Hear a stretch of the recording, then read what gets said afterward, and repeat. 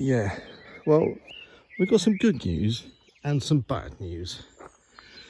And another bad news as well. So the bad news is, broke the digger again.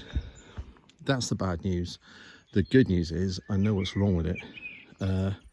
And seeing as I've got one of the high tensile hardened thingamabobs here in my hand, with its thread sort of knackered, and it's not attached to the machine, suggests that that ain't right. I've got another one here which is, it's got a purpose. I'm not going to pretend, right, that is going to replace that. That's not what it's for, but that has a purpose. I'll try and explain that in a minute. So this is the bad news, more bad news. If I look under here, we've got daylight, well, that ain't good. And those pins sticking out on the left hand side there, 1, 2, 3, all lined up, not on the left. I can see bolts, I can see threads. So in some respects, right, and there's no gap at the back. So you kind of go, okay, I can see what we've got to do here. We need to get a decent placement for this. We need to drill out what's in there, put a new sort of what's called like a shim, I can't remember the name of it, like a new thread in it. So it's not just tapping it and putting a bigger bolt in, it's actually drilling it out so it makes it like a bigger bore. And then you put a thread back into it, and then you screw this back into the thread. That's the kind of route you might think I'm going to go down. It isn't. I'll show you why.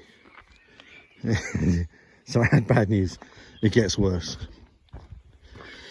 So I've got the plate off this side because I know that this came from here because I took it out. As in, I just lifted it out. So it should go, arguably, in there. Or equally, in the hole next to it. That would be nice. But it's irrelevant. It doesn't matter what I do. I am going to try and stick that in there, and that's purely to get this thing at least sort of tacked down. So I think it's tacked at the back, and I need to at least get it sort of tacked down with this at the front. Then I feel a bit better about sticking this on a trailer when an engineer turns up on Tuesday, because I'm suspecting that slew needs to be replaced, and the slew ring. And you want the big news? Here it comes. So that's the kind of, you know, I guess, what's the point of putting that in there temporarily? Well, it's because it needs to be moved. And then I'll show you why. So here's the slew ring, there's the air gap. Dun dun. Yeah, okay, I've made a point there. Hence, that's why,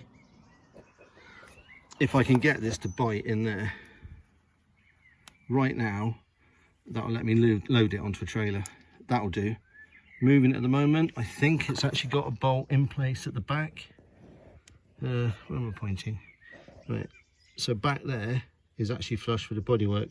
I think whatever bolts back there might be holding, and maybe one right around the back as well. They're really hard to get to. The ones that are around the front are slightly easier to get to. Unfortunately, they're not doing anything.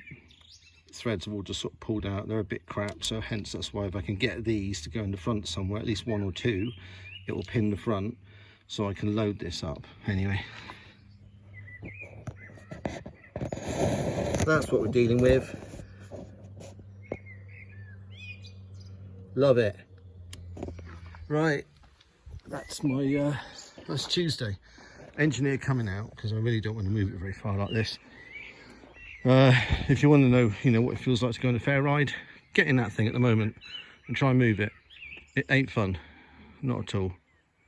Oh well, you know, live and learn. Right, say later, taters. Let's see what happens next. Oh, focus please. There we go. Later, taters.